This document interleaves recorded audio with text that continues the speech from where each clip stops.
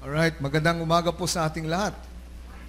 Morning. Alam niyo po ba na ito po ang aking first time upang mag-share sa inyo ng salita ng Diyos. But this was not the first time to be here, no? I think this is my third time just passing by dito sa Naga. Sabi ko nga kay Pastor Roy, wag mo akong introduce na doktor kasi mukhang may konteksto po ang simbahang ito, no? So, by the way, ako po ay doktor ng simbahan. Right? Hindi po ako PhD, hindi po ako Doctor of Education, but ako po ay doktor ng simbahan. Alright. Magandang umaga po sa ating lahat. Alright. So, the very reason bakit ako narito sa inyong lugar is because I was the speaker yesterday sa Goa, no? Sa kanilang 22nd anniversary and Thanksgiving. And sabi ko, napakahirap naman bumiyahin ng linggo. At sabi ko kay Pastor Roy, I'll stay here and worship with you. Then all of the sudden, sinabi niya, ako na raw mag-speak. So, mahirap tanggihan ang inyong pastor. Okay. So, nagagalak at nagpapasalamat ako sa Panginoon. Pipilitin ko pong managalog sa umagang ito. Ako po'y purong Ilocano, no? Tubong Mindanao na Ilocano. But sisikapin ko po, no, sa biyaya at habag ng Panginoon na ako'y managalog sa umagang ito. So, maraming salamat, Pastor Roy, sa pagkakataong ibinigay mo sa akin upang ipahayag ang salita ng Diyos dito po sa Alliance Christian Fellowship. Alright. So, I believe na ilang taon na po ba ang simbahang ito? 39. So, isang taon na lang, 40 years na kayo. So, bago ang lahat, tayo po'y lumapit sa Panginoon sa panalangin. Panginoon, lubos ang aming pasasalamat sa kagandahang loob ninyo at sa inyong presensya sa umagang ito. Damang-dama namin ang patuloy niyong pagkilos sa simbahang ito, Panginoon. Patuloy kayong magministeryo at mangusap sa bawat isa sa pamamagitan ng inyong salita, O Diyos. Gamitin po ninyo ang inyong lingkod at pagpalain ang bawat isa na narito ngayon at ganun din sa online platform. Sa pangalan ni Jesus, Amen. At saka, Amen. Alright, so, ito po ang pamagat ng mensahe ko po sa inyo, Come, let us rebuild. Alright, so buksan po natin ating Biblia sa Nehemiah chapter 2, verses 17 to 18. Alright, meron ba kayong dalang Biblia? Ha? Tuwing ako po'y nag-speak sa isang simbahan, nag-check po ako kung kayo'y may dalang Biblia dahil ito po ang aking paniwala. Kung kayo'y hindi magdala ng Biblia, ibig sabihin, memoryado nyo ang buong Biblia. Alright? So, ugaliin po natin tuwing pagsamba, prayer meeting, Bible study o small group, magdala po tayo ng Bibles. Alright? Kung hindi kayo magdala, ibig sabihin, memorize ninyo ang buong Biblia. Alright? Okay ba tayo doon? So, buksan po natin sa Nehemiah chapter 2, verses 17 to 18. Ito po ang ating paghimay-himayin sa umagang ito. Now, kung natatandaan nyo po ito, no? This was, last year po ito, February 6, 2023, nagulantang ang buong mundo sa labis na mapinsalang lindol sa Turkey. Alright, so nakakasakit ng damdamin dahil napakarami po ang namatay sa lindol na ito na magnitude 7.8. No? Ang estimated po, more than 47,000.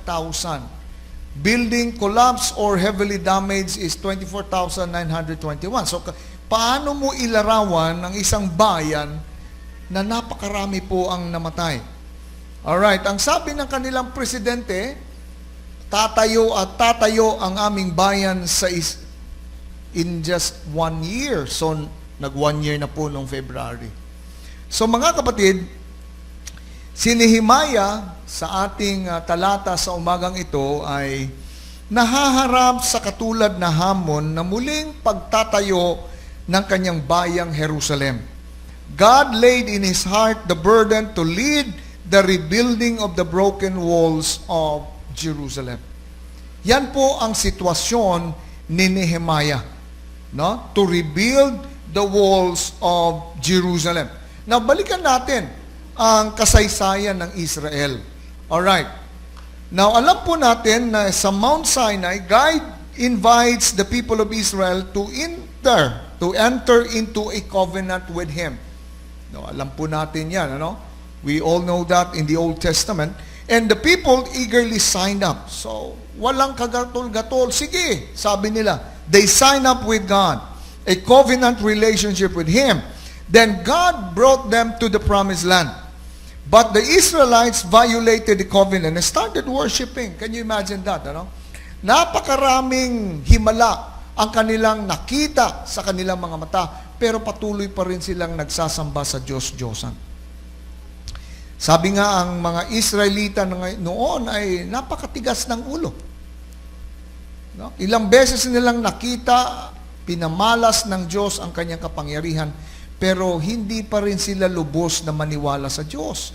Patuloy pa rin silang nagsasamba sa Diyos-Diyosan. Alright, so ito po ang kanilang problema. No? Paulit-ulit na nagbigay ng paalala at babala ang Diyos sa pamamagitan ng mga propeta, ngunit patuloy nilang tinalikdan ang Diyos. Hanggang sa dumating ang araw na tuluyan silang nasakop ng Babylonia. Can you imagine that, no? Pero sa kabila ng katigasan ng ulo nila, inalaw ng Diyos na sila ay masakop ng Babylonia. Yan ang nakakalungkot. Nasakop naman sila ng Persia, ang Babylon, noong 539 BC, at dahil na rin sa pagkilos ng Panginoon sa puso ng mga hari ng Persia, ang mga Israelite exiles ay pinayagang umuwi sa kanilang bayan at muling itong ipatayo. Na kung balikan natin ang Old Testament, mga kapatid, leadership to the building efforts. Ito pong makita natin. Pagdating kay Nehemiah, no, makuta mo natin, nangunguna pagbalik ng mga exiles in rebuilding efforts si Zerubbabel. Siya po yung unang leader na nanguna sa pagbalik ng mga exile in rebuilding the temple. Siya po si Zerubbabel. Alright, maganda pong balikan natin, no? Basahin natin muli. By the way, sino ba sa inyo rito ang nakabasa ng buong Biblia? O, bawal magsinungaling, ha? Nasa loob tayo ng simbahan. Honest to goodness, mga kapatid. Have you read the entire scripture? Ha? Alright. Sige, bago tayo magpatuloy, ilang minuto ba ako, Pastor Roy? Unlimited. Okay, Pentecostal tayo ngayon. Alright, as the Spirit leads. Alright, balik po tayo. Kasi we're talking about the history of the Old Testament, alright, during the times of the Jews. Now, sino sa inyo wala pang nakabasa, no? Alright, Bible quiz tayo. Ilang aklat meron ng buong Biblia? Oh, ang galing nyo naman pala. 66. Ilan ang Old Testament? Ha? Mukhang hindi sigurado yung sagot ninyo. Ilan? 39. Okay, kung may 39 sa Old, ilan sa New? Minus nyo lang eh. Alright. So, 66, 39, 27. Now, out of 27, ilan ang isinulat ni Paul? Ha? Bawal sumagot ang pastor.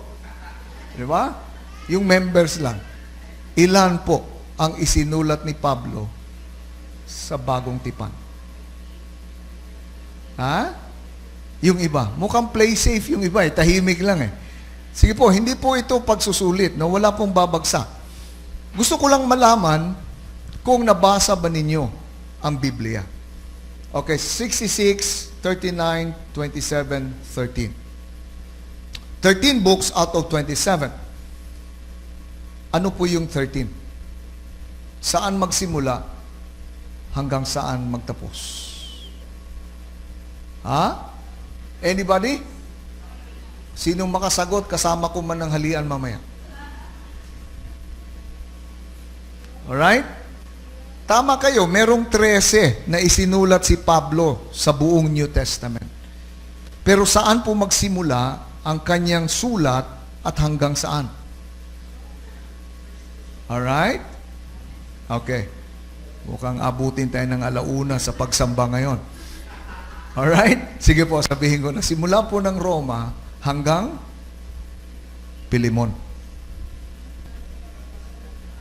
Ang Hebrews is unknown. Alright? So tandaan nyo, straight yan, tuloy-tuloy. From the book of Romans down to the book of Philemon. 13 books. Alright? So nung ako nagpapastor pa sa Fairview, Quezon City, ang ginawa ko po sa simbahan, binasa namin ang buong Biblia na isang taon. 98% ng members ko, nabasa nila ang buong Biblia. Ang ginawa po namin, nagsimula kami sa Genesis down to the book of Revelation, 4 chapters a day. From January 1 up to December 31. Mahirap bang basahin ang 4 na chapters sa isang araw? Hindi. Kasi kung gusto, may paraan. Kung ayaw, maraming dahilan. Hahamunin ko po ang Alliance Christian Fellowship sa umagang ito. Okay? I hope sa aking pagbabalik, marami po sa inyo ang nabasa na ang buong Biblia. 4 na chapters araw-araw. Amen po ba? Amen. Alright, balik po tayo. Now, ito po yung kasaysayan. Pagdating po kay Ezra, si Ezra po, he was able to build the community. He was able to rebuild, but Nehemiah, rebuilding of the walls. So, 3 prominent leaders behind the rebuilding efforts. Zerubbabel, Ezra, and Nehemiah. Now, Nehemiah, sino ba si Nehemiah, mga kapatid? Sino ba si Nehemiah? Now, si Nehemiah ay isang, ano ang kanyang trabaho? Cupbearer. Ano ba ang trabaho ng cupbearer? Ha? Taga-inom ng ano? Oh. Okay. Okay, palainom pala ito si Nehemiah. No? Okay, by the way, ang trabaho po ng cupbearer ay kagaya para siyang bodyguard. Kasama siya parati ni Artaxerxes. No? By the way, si Artaxerxes po ang hari ng Persia. Ang kanyang trabaho is to taste test. Bago kakainin at inumin ni Artaxerxes, dapat dumaan kay Nehemiah. Can you imagine that? Kung napakahirap. So kung may lason yung pagkain, si Nehemiah muna ang mamatay. Alright? So yan po ang kanyang trabaho. Now, this position required greatest trust, di ba? Merong matindi at malaking tiwala si Artaxerxes kay Nehemiah. Alright, isang araw, alam natin ang kwento, no? Pero balikan po natin, nagpaalam si Nehemiah, no? Nalaman niya na kalunos-lunos ang kalagayan ng kanyang bayan at mga kababayan sa Jerusalem. Inilarawan itong kawawa, hinamak, nilalait ng mga dayong nakatira doon dahil wasak ang kanilang pader. Hindi rin nagagawa ang sunog na gate. Sa verse 3. Now, nang marinig ni Nehemiah, anong kanyang reaksyon? Sabay natuwa? Anong reaksyon ni Nehemiah? Siya'y biglang napaupo at napaiyak. Ilang araw siyang nagdalamhati, nanalangin at nag-ayuno. Now, mga kapatid, bakit ganun na lamang ang reaksyon ni Nehemiah sa narinig niya? Bakit siya'y napaiyak, napaupo, sa kalunos-lunos? Alam niyo mga kapatid, sa panahon ni Nehemiah, mahalaga ang pader ng lungsod sa kanyang lugar. Bakit? Without walls, the enemy can easily attack the city. Without walls, the city is considered insignificant and defenseless. Without walls, the people of Israel can easily assimilate into the surrounding nations. Can you imagine? Kaya napaka-importante nung pader ng kanilang bayan. Now, Nehemiah was deeply concerned that they might lose their God-given identity, God-given purpose, and God-given hope. Yun po ang kinakatakot ni Nehemiah, na mawala itong tatlo. God-given identity, God-given purpose, and God-given hope. Now, the more he prayed, the more he felt the burden in his heart to act. Patuloy siyang, the more siyang nagpipray, the more na nagkakaroon siya ng kabigatan na he has to do something.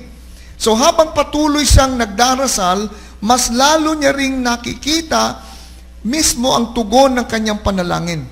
Nung minsay, nagsilbi siya sa hari na si Artaxerxes, Anong nangyari? Napansin ng hari ang kalungkutan ni Nehemiah. Anong sabi ng hari sa kanya? Why does your face look so sad when you are not ill? Sabi niya, bakit napakalungkot mo? Wala ka namang sakit. This can be nothing but sadness of heart. Alam niyo, nung marinig ni Nehemiah yon, bigla siyang natakot. Bakit? Alam niyo mga kapatid, sa panahon nila Artaxerxes, bawal na bawal ang mukhang malungkot sa presensya ng hari. Can you imagine that? May batas sila, kapag malungkot, nakita ng hari ng inyang lingkod ay malungkot, pwede niyang itong ipapatay agad. Kaya nagtakot si Nehemiah nung napansin ni Artaxerxes na malungkot siya. No? Na malungkot siya. So mga kapatid, bakit? Bawal na bawal ang malungkot na pagmumuka sa presensya ng hari, sapagkat ang idea nito mga kapatid, dahil ang hari ay kahangahangang tao.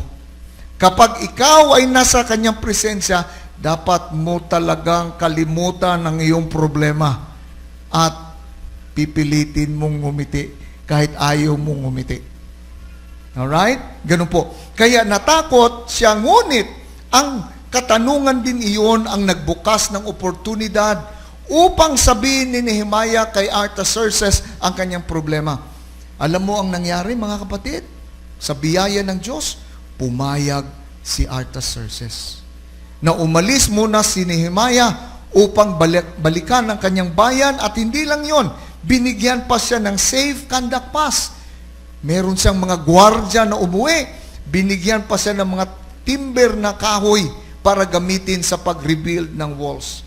Na dumating si Nehemiah sa Jerusalem at siguradong napansin ito ng mga tao, ngunit wala siyang sinabihan kahit ni isa. Bakit siya nandoon?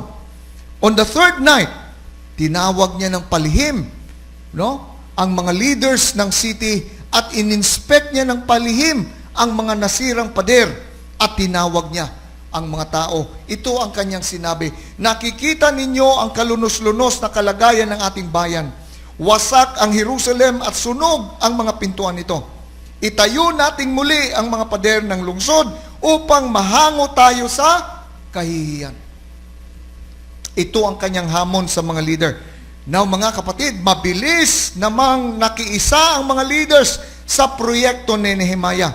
Now the rebuilding started. And though there were numerous threats, may pagbabanta pa rin, may oposisyon. Alam nyo, sa gawain ng Panginoon, sigurado yang may oposisyon. Di ba?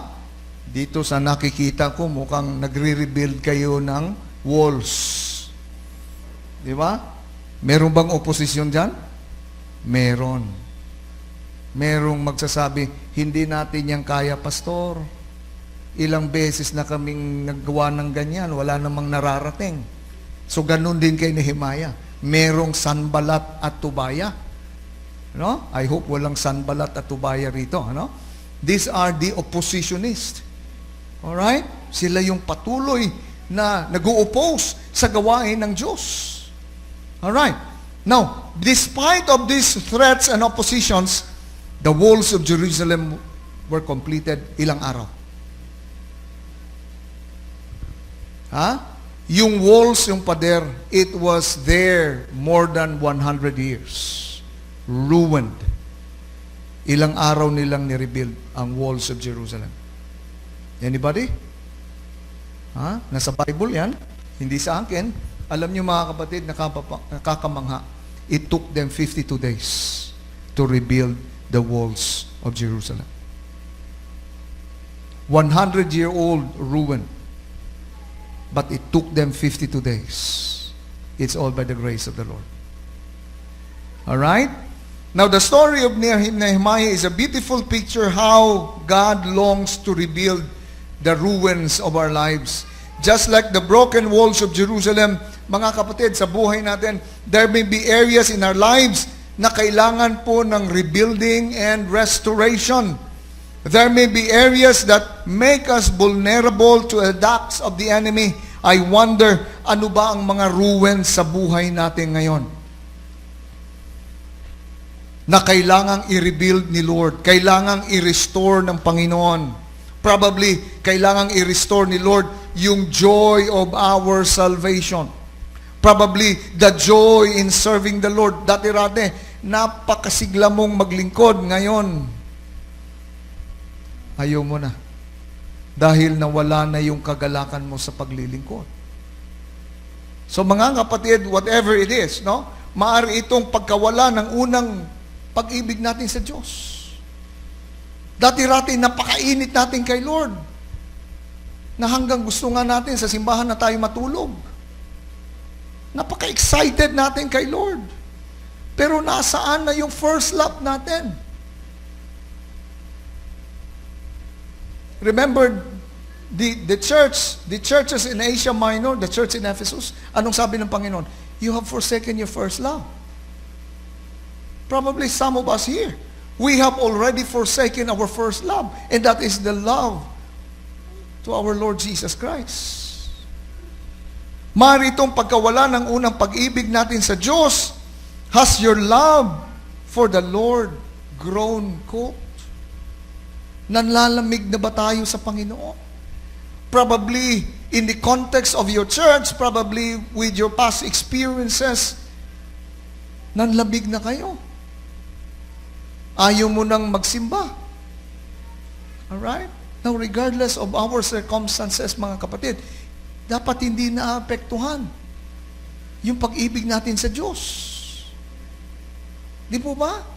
Hindi dapat maapektuhan. Regardless of what happens sa simbahan natin. Remember, pastors come and go. Right? Ito yung parati kong inuulit sa aking mga pastor. Yung calling namin bilang pastor is eternal. But our assignments are just temporary. Right? That's why in the context of the church, pastors come and go. But the church of the Lord will always remain. Amen? Amen. So mga kapatid, maaaring itong mga habits natin sa buhay na akala natin harmless pero unti-unting naglulugmok sa atin sa makasalanang pamumuhay. Eventually, meron tayong tinatawag na mga habitual sins. Parati nating hinihingan ng tawad sa Diyos. Naalala ko yung karanasan ko noon. No? Dahil ako po, nung ako'y bata pa, mahilig ako mangupit sa pantalon ng aking ama. Dahil marami siyang barya sa pantalon. Pag galing siya ng trabaho, pag ginagalaw ko yung maong niya, uy, tumutunog, ang dami. Siyempre, kukupitan ko yon. Pero wag naman ubusin kasi mahalata. Kunti-kunti ko lang. Alright? Hanggang sa dumating sa mga kapatid, sabi ko, Panginoon, patawad dahil mangungupit ako mamaya. Nauna na akong humingi ng tawad sa Diyos dahil gagawin at gagawin ko ulit. So ito yung mga habitual sins, mga kapatid. No? Nasanay tayong gawin, tapos mamaya hingi ng tawad, salamat Lord sa iyong kapatawaran, mamaya gawin mo na naman.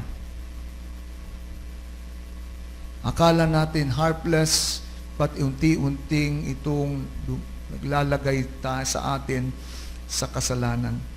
Maari rin itong mga, mga issue sa buhay. Malalalim pa ang hugot natin. Meron pa tayong mga hatred o puot sa ating mga puso. May puot pa ba kayo sa inyong mga puso? Ha? Pa tayong sumagot. Alam niyo mga kapatid, ano ba ang ibig sabihin ng hatred o puot? Hatred o puot is unsettled anger. Galit na pinabayaan mo. Alright? Anong sabi ng salita ng Diyos? Ang sino mang napupuot sa iyong kapatid ay isang mamamatay tao.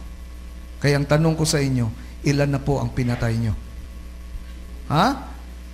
Ilan na po ang pinatay nyo sa inyong kaisipan?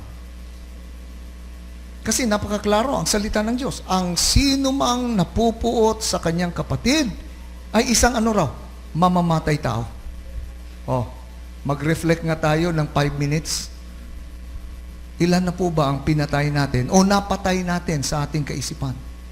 Mga kapatid, maari itong mga ganitong bagay, sobrang pagkabalisa. Extreme anxiety. Sino ba sa inyo rito nakaranas na ng extreme anxiety? Ako, naranasan ko yan.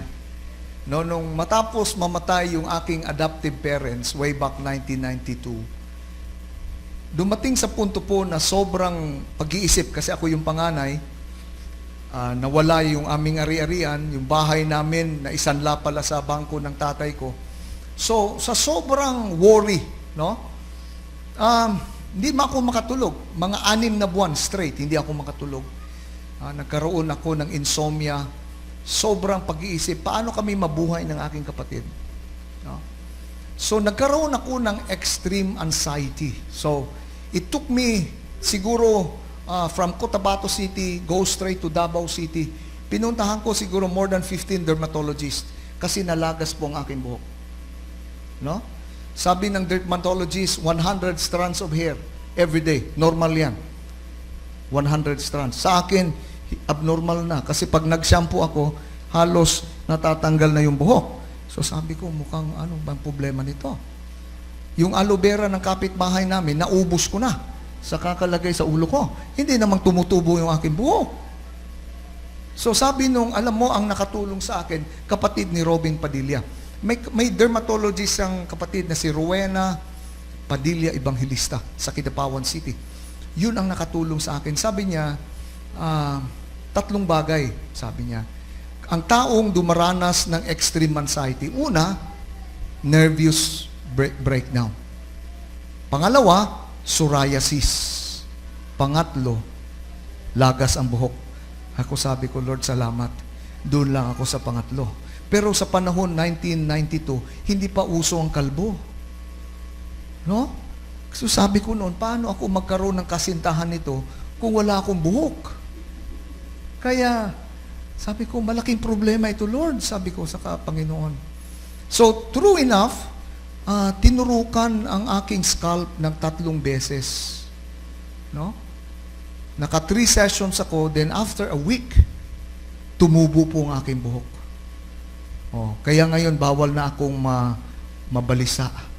Bawal na akong magkaroon ng anxiety dahil naku, Lord, hindi ko nakakayaning mawalan ng buhok ulit. Sabi ko naman ng asawa ko, huwag kang mag-alala, may asawa ka na. Alright? Okay. So mga kapatid, ganun ang epekto ng extreme anxiety. Nervous breakdown, alam niyo ba yung psoriasis?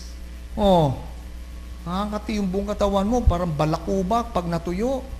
Buong katawan niya. Di ba? And extreme anxiety. Mga kapatid, maari ito ang mga ruins ng buhay natin.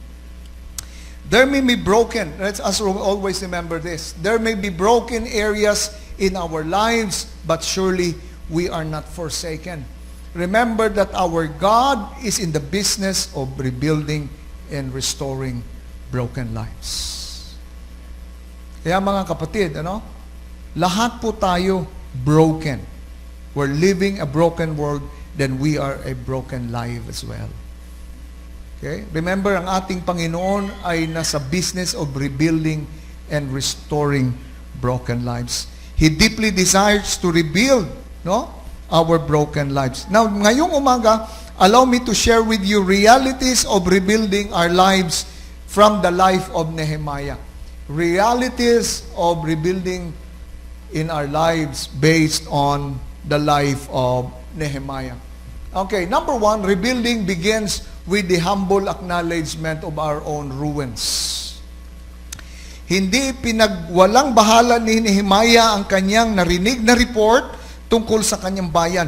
Nehemiah acknowledged that there was a what? A century-old problem. Ano yung problema nila? Disobedience. Rebellion. Alright? Alam nyo ba na ang hindi pagsunod sa Diyos ay rebellion? Hindi pagsunod sa kalooban ng Diyos ay rebellion? May problema talaga tayo sa obedience sa Panginoon. Di po ba? Hindi natin lahat sinusunod. There are times, selective lang tayo sa utos ni Lord. Hindi obedience yan. Convenience yan. Right? Pinipili mo lang nung sinabi ni Lord, pray for one another. Lord, kaya ko yan. Pero nung sinabi ni Lord, love your enemies, Lord, pass. Lord, hindi ko kayang gawin yan. Ito na lang gawin ko, Lord. Now, remember, mga kapatid, delayed obedience is just one step away from disobedience. Tingnan mo yung mga anak ninyo. Ano bang, kapag inutusan yung mga anak ngayon, anong sabi? Wait lang. Tama ba? Alright. There are times ganun din tayo kay Lord, no? Lord, wait lang.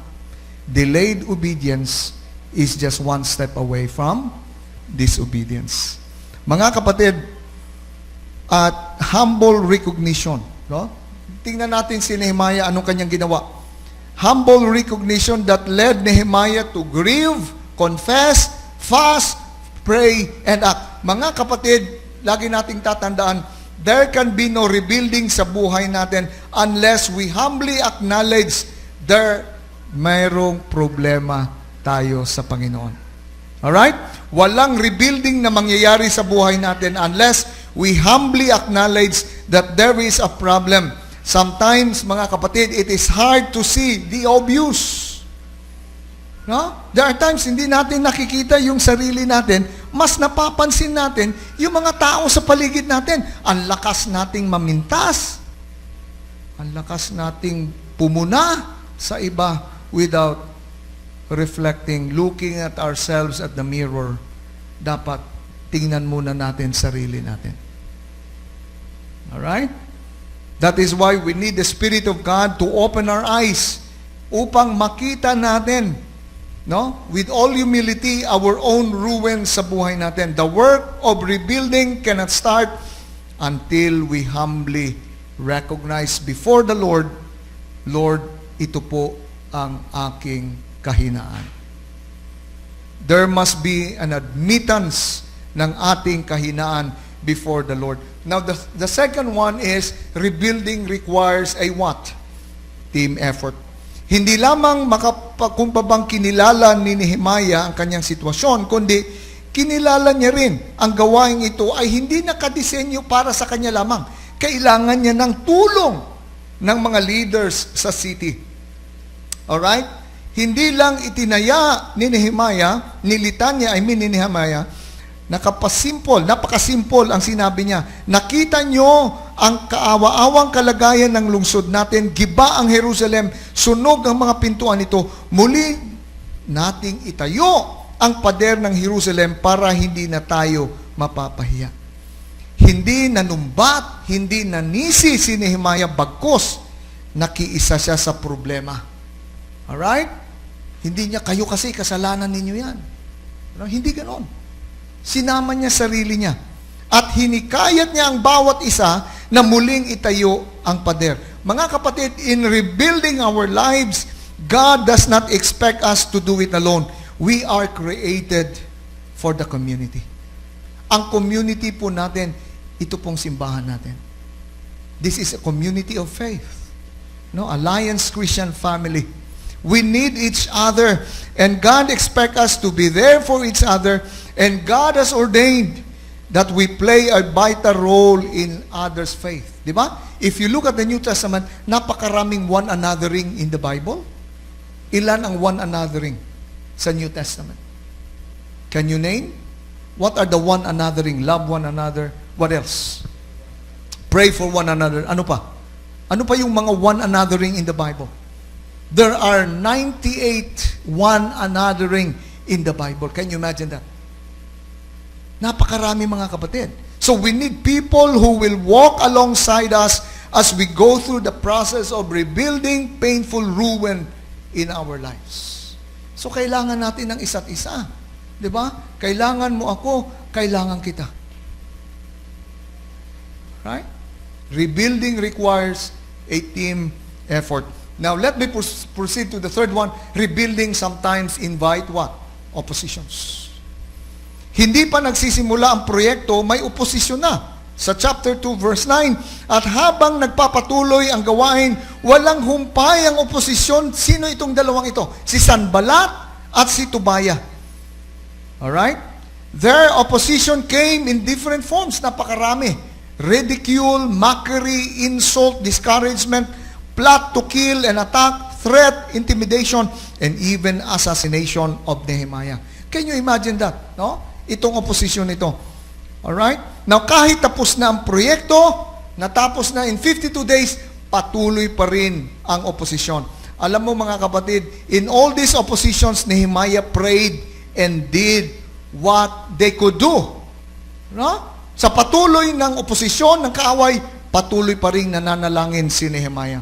Now, Nehemiah, makita natin, God can always take care of our enemies because He will fight for us. Now, expect opposition, mga kapatid. Sa spiritual life natin, sa buhay ng simbahan, the enemy will try everything in his power to discourage us, to hinder us from rebuilding our lives. Especially dito sa inyong proyekto, I know that Satan is not happy with this. That's why he will do something to attack this wonderful plan. That's why I really encourage the church to pray harder. Alright? Magkaisa po tayo sa panalangin that one day, mamarealize po ito, it will come to pass. Alright? It will come to pass. Now, let me proceed to the fourth one. Rebuilding calls for prayer and action. The work of rebuilding was especially marked with prayer. It started and continued in heartfelt prayer. When Nehemiah heard the broken walls, anong ginawa niya? He prayed. When he had talked to the king, he prayed. When he faced opposition, he prayed again and again. So, from the start to the end, Nehemiah prayed. No? Nehemiah prayed. So mga kapatid, hindi lamang nanalangin si Nehemiah, no? Hindi lang siya nagpray. Pagkatapos manalangin, kumilos si Nehemiah. Di ba? Hindi naman tayo puro pray na lang tayo ng pray. Wala tayong gagawin. Dapat prayer and action. Because the Lord will give us wisdom, guidance, and direction what to do. So we need to act. We need to act. So mga kapatid, no? When we pray, dapat may action. Kumilos si Nehemiah, he was not only a man of prayer, but also he was a man of action. Rebuilding our lives that not only require our faith, but it requires action. Let me proceed to the last but not the least. Rebuilding our lives is ultimately God's work. Who would believe, no? Such a project would finish in 52 days. Remember that the walls were ruins more than 100 years. And it was rebuilt in 52 days. So makita natin na si Lord ang kumilos in rebuilding the walls in Jerusalem. Di po ba? It was the Lord. When their enemies and the surrounding nations, anong nakita nila na the walls were rebuilt in 52 days, anong nangyari? They lose their nerve. They finally realized that God was behind the work. Again, Alliance Christian Fellowship family, our God is in the business of rebuilding and restoring broken lives. God specializes in broken lives. You heard about David in the Old Testament who was an adulterer and a murderer. Jacob, who was a cheater. Elijah, who slipped into depression. Jonah was a runaway missionary. And Peter denied Jesus 3 times. If you feel like breaking or if you are broken today, mga kapatid, you are in a good company. More importantly, God is inviting us this morning to rebuild our lives. We rebuild our lives by what? Continue to seek God.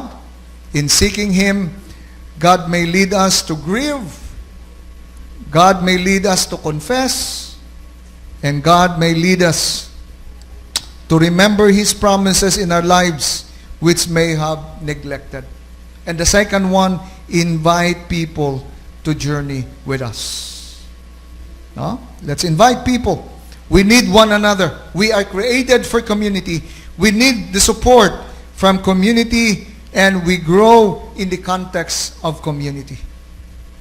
Wala pong lalago, wala pong mag-grow outside the community of faith. That's why I need you, you need me. We need one another. All right? Then, number 3, turning oppositions into petitions. Let's continue to pray for those who oppose us. Patuloy po nating ipag-pray ang mga nag-u-oppose sa atin, that the Lord will really enlighten their minds. No? Wag naman nating ipag-pray na, Lord, kunin niyo na po yung mga taong ito. Wag naman pong ganun. Alright? Let's pray that, in God's time, they will also have a personal relationship with the Lord. Before I'll end, let me share to you my personal journey. We were pastoring a church in Metro Manila, in Quezon City in particular, na yung simbahan po namin ay nasa loob ng subdivision. Okay? Because turning oppositions into prayer. So yung situated, it's 150 homeowners sa isang subdivision sa Fairview, Quezon City. Nagreklamo po yung aming kapitbahay dahil maingay daw ang simbahan. Alright? Dito po, sa 39 years ninyo, wala pa bang nagreklamo na maingay kayo? Wala pa. Okay. Praise the Lord. Sa amin po ay kinasuhan kami. Kinasuhan ng church. No? Nag-complain sa homeowners, ayaw magpa-settle sa homeowners, umakyat kami sa barangay, ayaw nilang magpa-settle sa barangay, kaya napunta po sa HLURB. So, the decision of the HLURB was final and executory. Number 48 Silver Lane, Silver and Village, Pasong Tamo, Quezon City, cannot be used for religious purposes. We praise the Lord dahil ang elder namin ay abogado, meron siyang law firm, ang law firm niyang nag-handle ng case. Then after HLURB, nag-appeal kami sa Office of the President. Yan, kakaupo po ni Pinoy at the time. Alright? Nag-appeal kami doon. Then after 3 years, nag-decision ng Office of the President, in favor pa rin doon sa HLURB. Then nag-appeal kami sa Court of Appeals. After 3 years again, decision came. In favor again sa HLURB. Then we went to the Supreme Court. After 3 years again, in favor ulit sa HLURB. Alam niyo mga kapatid, that church endured for a 9 years legal battle. Every Sunday, yung elder namin nakaupo sa main entrance ng church dahil yung aming kapitbahay parating tumatawag sa police station o sa barangay at sinasabi, may saksakan dito sa number 48 Silver Lane. Kakatok ang mga pulis, bubuksan, ang aming elder nagpapaliwanag na wala pong saksakan. We were harassed for the last 9 years. We keep on praying. We keep on praying. Until such day, one day, bago dumating yung final decision ng Supreme Court, it was final and executory. No, kasi pag dating ng Supreme Court decision, nag-motion for reconsideration kami. No? Then, dumating na yung decision ng aming motion for reconsideration, which the result was still in favor doon sa HLURB. Alam niyo mga kapatid, the Lord moves in His mysterious ways. Yung nag-file ng kaso sa simbahan, namatay. Okay? Namatay po, inatake sa puso. Alam niyo, hindi naman po namin pinag-pray na mamatay sila, pero the Lord has His own way. Nung namatay yung nag-file ng case, tumahimik yung pamilyang yon. Natakot, ang rinig po namin, kung sa Bisaya pa, gigabaan. Alam niyo ba yon? Ano ba sa Bicol yon? Ha? Ha? Yung bang, ano bang gaba sa Tagalog? Karma. No? Kinarma sila dahil nga sa ginawa nila, tumahimik yung buong buong kapitbahay namin. Then there was a ruling there was a ruling na ang isang desisyon dapat pinapa-execute within 10 years. The final decision of SLURB was final and executory.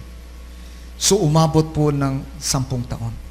That's why ang Silverland Alliance Fellowship Center ay andun pa rin sa 48 Silver Lane until ngayon. Alright? So mga kapatid, whatever oppositions right now, let's continue to pray. Because the Lord will move in His own way. Right? We were thinking, noon sabi namin, mananalo kami sa kaso. Right? Pero the Lord has His own way. No? And ang kagandahan pa nito, so namatay yung mag-asawa na nag-file ng case. So napunta sa panganay na anak na doktor. After few years, yung doktor na may-ari na panganay, ibinenta niya yung property. At ang nakabili, yung elder ng church.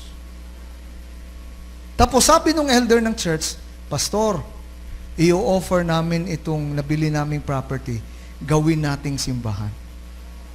Kaya yung bahay na nag-file ng case, nandun na yun ang simbahan ngayon, ang Silverland Alliance Fellowship Center.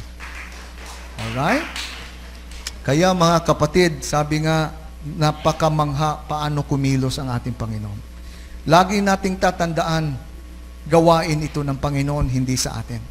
Kaya itong plano ninyong lupang yan, it will come to pass. But the church will continue to unite in prayer. Amen po ba? So let's turn opposition into petitions. Let's continue to pray and act and acknowledge that rebuilding is ultimately God's work.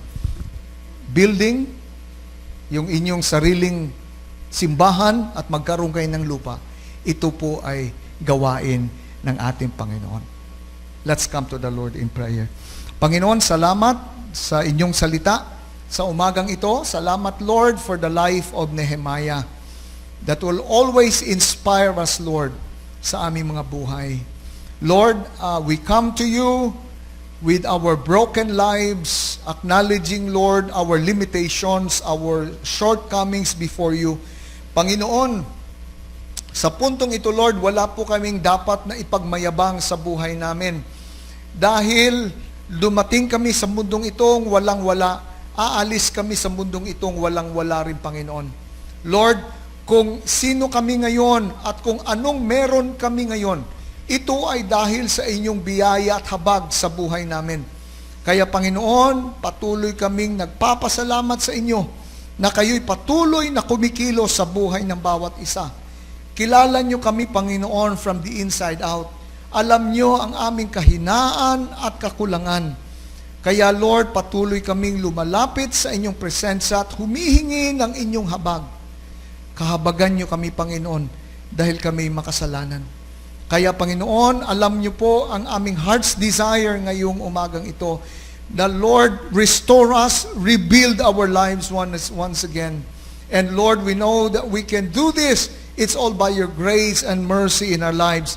At ang patuloy na pagkilos ng inyong banal na Espiritu sa buhay ng bawat isa. And Panginoon, nais ko po rin i-commit sa inyo ang proyekto ng simbahang ito. Itong mga pledges na ito, Panginoon, upang mabili nila ang lupang katabi nila o ang lupang nakatayo ang simbahang ito. Alam namin, Panginoon, that in your own perfect time, you will move the owners of these two particular lots, Panginoon. And we come to you by faith, believing that this is your ministry, Lord. You have started the ministry here in Naga 39 years ago, and you will come and to complete it, O Lord.